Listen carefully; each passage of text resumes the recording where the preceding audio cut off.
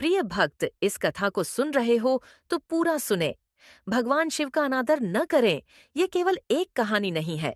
ये उस भक्ति की गवाही है जो पर्वतों को हिला सकती है और उस विश्वास का प्रमाण है जो मृत्यु को भी पराजित कर सकता है।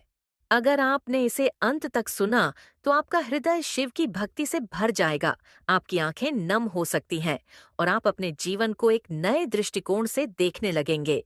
यह कथा है त्याग की, परीक्षा और ईश्वर की प्रत्यक्ष कृपा की। अगर आप तैयार हैं तो चलिए चलते हैं भक्ति, चमत्कार और श्रद्धा की इस यात्रा पर। हर हर महादेव कथा शीर्षक शिव की सौगम सौगंध। यह कहानी है एक गांव का, जहां सावन का महीना आते ही हर ओर हरियाली, उमंग और शिव भक्ति का उत्सव छा जाता है।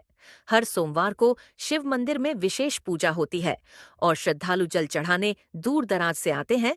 तो चलिए कथा को प्रारंभ करते हैं। गांव में एक गरीब ब्राह्मण था, नाम था हरिदत्त। वह बेहद श्रद्धालु, ईमानदार और भोलेनाथ का अनन्य भक्त था। उसकी पत्नी सावित्री भी उतनी ही धार्मिक थी। उनके पास न कोई संपत्ति थी न जमीन, परंतु शिव पर अटूट विश्वास था। हर सावन में वे निर्जला व्रत रखते और गांव के शिव मंदिर में बेलपत्र, दूध और जल से पूजा करते। पर इस बार की सावन में कुछ अलग था। हरिदत्त की पत्नी बीमार पड़ गई थी। शरीर दुर्बल था और घर में दवा के लिए भी पैसे नहीं थे। सावन शुरू हुआ, पर हरिदत्त के मन में संघर्ष शुरू हुआ। एक ओर उसकी पूजा, दूसरी ओर पत्नी की सेवा। उसने निश्चय किया, मैं इस बार भी व्रत रखूंगा, पर पहले सावित्री को ठीक करना जरूरी है। वह पास के नगर गया। वहां मजदूरी करने लगा ताकि दवा और फल ला सके। हर सोमवार को जैसे तैसे समय निकालकर मंदिर में जल चढ़ाने आता। एक सोमवार को तेज बारिश हो रही थी। नदी उफान पर थी, पर हरिदत्त ने मन में कहा, मैं चाहे जैसे भी, पर जल लेकर मंदिर पहुंचूंगा। शिव की सौगंध है मुझे।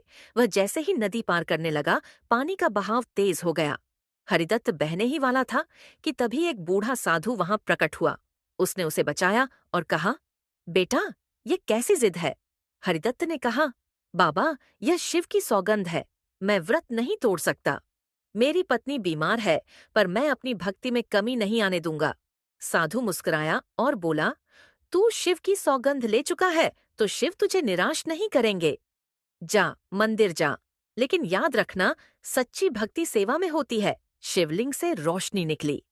लोग चकित रह गए। मंदिर के पुजारी ने बताया, हरिदत्त, तू सच्चा भक्त है, आज शिव प्रसन्न है। चमत्कारी फल जब हरिदत्त घर लौटा देखा, उसकी पत्नी पूर्ण स्वस्थ थी। हाथ में तुलसी जल और मुस्कान थी। वह बोली,